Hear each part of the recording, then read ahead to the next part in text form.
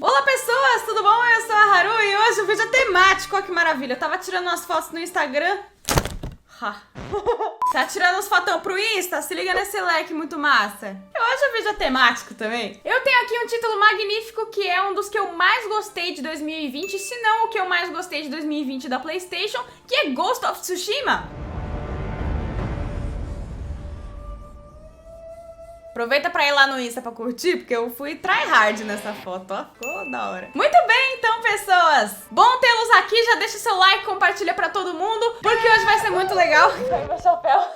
Porque hoje você vai ver algumas curiosidades muito legais sobre Ghost of Tsushima e também ver que a maioria dos eventos que acontecem no jogo são reais e as referências que eles pegam também são reais ou existem no mundo real, são homenagens e tudo mais. Fora que ele foi um jogo muito bem recebido no Japão. Eu tava no Japão um tempo atrás, morei no Japão um tempinho, como vocês sabem, vocês acompanharam a minha jornada no Japão, que é meu sonho e ainda é meu sonho, eu quero voltar lá muitas vezes ainda na vida. E caso vocês não saibam, caso vocês não vejam como a coisa repercute no cenário de games, de animes lá no Japão, eu vou contar pra vocês. É muito difícil que um jogo, principalmente um jogo que foi feito no ocidente, seja bem avaliado no Japão. E ele recebeu nota máxima pela Famitsu lá do Japão. E essa é uma parada meio inédita, assim, meio rara. Na verdade, é a terceira vez que acontece isso. Mas, segundo os japoneses, foi uma das primeiras vezes que o ocidente conseguiu representar o Japão de forma crível e respeitosa, o que pra eles é muito legal e pra gente também,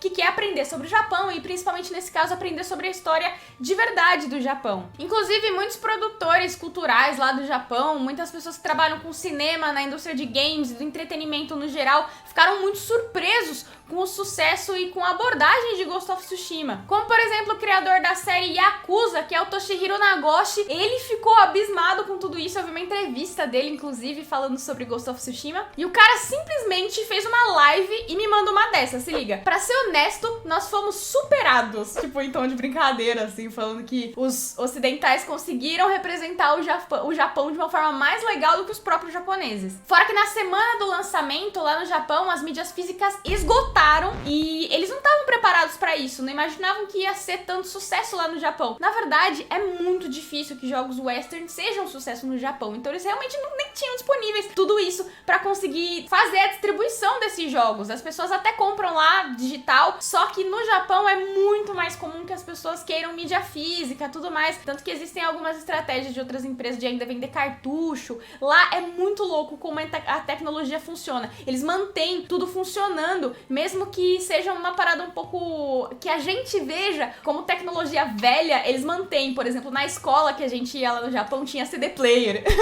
E você podia ir numa loja e comprar um toca-fitas, que tudo bem. Então pra eles foi super importante ter essas edições de colecionadoras, edições diferentes e tudo mais. Como essa que eu tenho aqui, olha que maravilhosa. Ai, que neném, é meu xodó. Enfim, depois de passar da surpresa, a prefeitura de Nagasaki, pensando em todo esse sucesso de Ghost of Tsushima, fez tipo um site, Megal, bota na tela o site pra gente ver, que é uma comparação da cidade de Tsushima, na ilha de Nagasaki, versus o Ghost of Tsushima, os pontos turísticos e tudo mais. E como vocês podem ver, aqui pra vocês eles mostram uma cartilha de sugestões de atividades pros internautas que querem ver, que querem aprender mais sobre Tsushima, pras pessoas que vão pra lá, pros turistas que querem visitar o local, conhecer os pontos turísticos, os pontos que existem, aliás, no jogo e que também existem na vida real. Alguns existem, outros não, mas os que existem eles deixaram lá pra você poder comparar e entender e aprender mais sobre a cidade. Cidade não, né? Província, mas enfim. O que foi muito legal, porque isso fixou muito mais tanto o aprendizado das pessoas, quanto o... não é fanatismo a palavra, assim, mas eu fiquei mais fã de Ghost of Tsushima vendo que é uma história baseada em fatos reais e que é muito bem representada, que os próprios japoneses reconhecem isso. Sei lá, acho mó barato. Bom, e sobre as figuras históricas e os acontecimentos do jogo, lembrando que eu não vou falar spoiler nenhum pra vocês, é claro que não. Obviamente, o jogo foi baseado em eventos reais, mas existe com certeza uma licença poética pra você entender um pouco mais dos personagens e os detalhes da história em específico. Ou seja, a ambientação do jogo ela se apoia em eventos reais pra colocar personagens que são criados, obviamente, de maneira dramática e claramente cinematográfica. Eles têm muitas influências do cinema clássico japonês, das histórias de samurai, como por exemplo, uma influência muito legal que é a do Akira Kurosawa, que é um grande cineasta gasta, que a gente inclusive estuda na faculdade, se você for fazer cinema assim como eu fiz. Ghost of Tsushima se passa num passado bem distante, se liga só. Imagina que a gente tá em novembro de 1274. E nessa época, o Japão tá sofrendo a primeira invasão mongol na ilha de Tsushima. Tsushima é uma ilha pequenininha que fica na costa oeste do sul do Japão. E os mongóis, eles desembarcaram nessa ilha, eles chegaram lá, tomaram a ilha e começaram a se preparar para uma invasão maior no Japão mesmo, porque essa ilha, ela é japonesa, só que ela não fica exatamente, né, é uma ilha, óbvio, então não fica no continente. Aí os mongóis foram lá, invadiram e deixaram todo mundo caladinho, e aí eles iam invadir o Japão na surdina. Eles vieram da Coreia. Como eles já tinham invadido a Coreia e já tinham conquistado a Coreia, eles foram indo pro Japão, e a ideia era que eles conquistassem tudo por lá. E baseado nesse fato real, a história aí aborda o personagem Jin Sakai, que ele é um ex-samurai e, portanto, o último sobrevivente de um esforço super fracassado de 80 samurais de conter a invasão do Império Mongol. E sendo assim, Ghost of Tsushima trabalha com aquele conceito de samurai que a gente já conhece pelo cinema. Sabe aquela ideia popular que a gente tem dos samurais, que é aquela idealização que eles tinham a partir do século XVI sobre o código de conduta dos samurais, a honra, respeitar o seu inimigo e agir de forma muito honrada, seguindo o código e muito irrepreensível, né, e flexível. Como todo samurai, de uma forma muito ética e tudo mais. Por mais que a gente saiba que na história o que valia mesmo era você ganhar a batalha, ganhar a guerra e já era, a gente trabalha com esse conceito que é muito legal e que os japoneses realmente levam pra vida deles, de honra, de responsabilidade, de ética e de pensamento coletivo. Bom, voltando ao Jin, ele é o último herdeiro do clã Sakai. O que acontece? 80 samurais marcharam pra uma batalha contra os mongóis pra conter o avanço deles na ilha de Tsushima. E eles eram 80, tinha muito mais mongol, tinham muito mais guerreiros mongóis, e o que aconteceu? Eles foram derrotados, porém o Jin sobrevive. E após esse massacre, o Jin, ele fica maluco e ele começa a querer se vingar e derrotar todos os mongóis, só que pra fazer isso, ele vai ter que aprender e acabar desistindo daquela ideia mais estoica do samurai e se tornar o fantasma de Tsushima, usando estratégias um pouquinho não ortodoxas para um samurai, como os ataques furtivos, ou chegar no flanco. Enfim, ele começou a usar estratégias um pouco mais parecidas com o que o ninja usaria. E isso para esse personagem é muito difícil, porque ele sempre foi criado com aquela maneira, com aquele ideal do samurai estoico, com código de honra, com código de ética muito forte dentro dele. Porém, para vencer essa batalha, ele teria que ser uma figura Ronin das sombras, um fantasma mesmo. E agora eu vou falar sobre algumas coisas que me chamaram muita atenção nesse jogo e que são super diferentes de qualquer outro jogo que eu já joguei, e principalmente a ideia toda é de imersão total dentro da história. Esse jogo, ele faz com que você se sinta 100% um ator interpretando como é ser um samurai na época dos samurais, que os samurais existiram. Bravo! Você entra totalmente nessa fantasia e como ela é muito cinematográfica, você entra totalmente na história, mas não é como se você entrasse na história como um romance, que é o que acontece na maioria das vezes. Não, você entra totalmente na história, tanto que não tem tantos elementos assim de waypoints, essas coisas, pra que você veja o que é, por exemplo, uma side quest, o que é de um nível mais elevado pra você naquele momento. Não, é como se fosse a vida real. Você pode chegar na vida real e querer bater num cara de 3 vezes o seu tamanho, só que você vai apanhar. E se esse for o objetivo da sua jornada, você pode fazer muitas estratégias pra isso, sei lá, fazer um jiu-jitsu, e aí você volta pra bater no cara 3 vezes o seu tamanho e talvez você consiga. Em Ghost of Tsushima é a mesma coisa, você acaba se guiando por algumas coisas que existem dentro do cenário, como por exemplo, não existe mapa, você segue a sua intuição, e também uma parada muito legal que chama Vento Guia, que conforme você tá dentro da missão e tá cumprindo os seus objetivos lá dentro da história, você tem a opção de seguir o vento, e o vento vai te guiar para os seus objetivos. Isso mexe muito também com o folclore japonês, o que é muito legal. E a ideia é que você, como samurai, tenha uma experiência contemplativa também da natureza que tá ao seu redor, da paisagem e tudo mais. O foco é você ter essa fantasia de samurai e vestir ela e seguir com honra.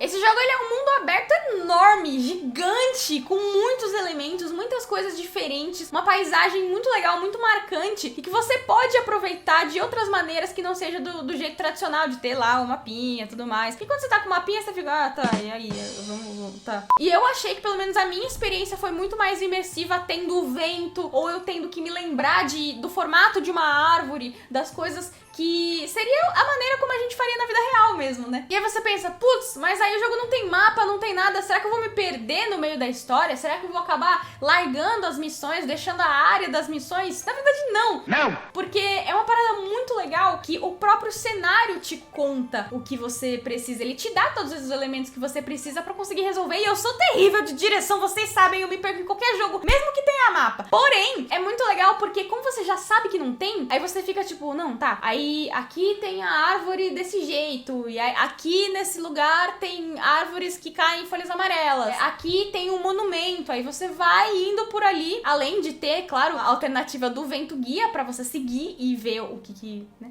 Tá na sua missão. E até os animais podem te ajudar. Quando você vê os pássaros, eles acabam levando pras pessoas. As raposas levam até os santuários, né? Aqueles templos. E isso também funciona de uma maneira muito bacana, porque as raposas, elas são animais sagrados. Claro que elas levariam até os templos e tudo mais. No folclore japonês, tem muita coisa que encaixa direitinho. Fora o modo Kurosawa, que é uma referência clara aos filmes clássicos de samurai do Akira Kurosawa, que eu falei. É muito legal, inclusive, se vocês quiserem ver os filmes dele pra comparar com a experiência de Ghost of Tsushima, é muito legal e isso contribui muito para sua imersão também. E falando nisso, existem ainda os detalhes do significado das artes do jogo. Todas as artes presentes no jogo, elas têm um significado muito legal e que foram representadas de uma maneira bem fiel, né, ao folclore, às lendas japonesas, mas de uma maneira muito mais histórica do que fantasiosa, como a gente já tinha visto em outros jogos por aí. Toda a arte do jogo é muito inspirada no estilo japonês, na moda japonesa, os acessórios que os personagens usam, as roupas, as pinturas, a arquitetura do jogo, ela é muito bem estudada e ela foi muito bem representada também. E eu separei algumas das máscaras que o Jin usa conforme você vai fazendo as missões, você pode conseguir as máscaras como presentes e tudo mais. Foi um acessório que eu achei muito legal, inclusive na capa do jogo ele tá com a máscara. E as máscaras, elas não te dão nada demais por ter uma máscara, mas é muito legal de você usar no jogo, eu acho muito da hora. E elas têm um dos significados mais legais que eu vi, porque são muitas referências. Se você curte a cultura japonesa, você vai pegar várias delas e vai ser super divertido. Por exemplo, aquela máscara vermelha do clã Sakai, ela é uma referência muito legal, porque ela é uma máscara de demônio, ela é uma máscara Hanya, que eles usam no teatro japonês, e é um demônio de energia Yin. É uma máscara vermelha, assim, o bicho tá bem irado e é muito bonito, na real. E a outra metade do Yin, que é o Yang, né, no caso, não me diga, fica com a máscara do Lorde Vingador, que ela é muito parecida com a máscara do clã Sakai, que é a vermelha, porém essa máscara é branca. É uma referência aos Onis. Os Onis aparecem em várias produções culturais que a gente conhece, em animes, em outros jogos, e é muito legal que eles tenham pego essa referência, porque sendo um demônio de energia Yang, ou seja, um demônio homem, faz todo sentido que a história do jogo case com isso também, porque essa máscara, ela foi utilizada por um Lorde, né, que ele era muito conhecido pela sua brutalidade, né, o cara era todo brutão, todo maléfico, ele fazia umas coisas bem malucas mesmo, bem cruéis. E aí a galera começou a conhecer ele como demônio, né? Tipo, esse cara é um demônio. Não sei se vocês conhecem, por exemplo, a história do Drácula, que o Drácula, o povo começou a achar que ele era vampiro só porque ele era um cara muito sanguinário, assim, ele fazia coisas terríveis com os inimigos dele. E também foi conhecido como, sei lá, um vampiro. E nesse caso, são os Onis, que são os demônios da cultura japonesa. Não são que nem os demônios que a gente conhece aqui no ocidente, mas dentro da cultura japonesa, os demônios também são criaturas muito sanguinárias e tudo mais. E conforme o cara foi criando essa lenda ao redor dele, foi fazendo cada vez mais brutalidades, as pessoas começaram a chamar ele de demônio. E ele, por sua vez, usou uma máscara de demônio também.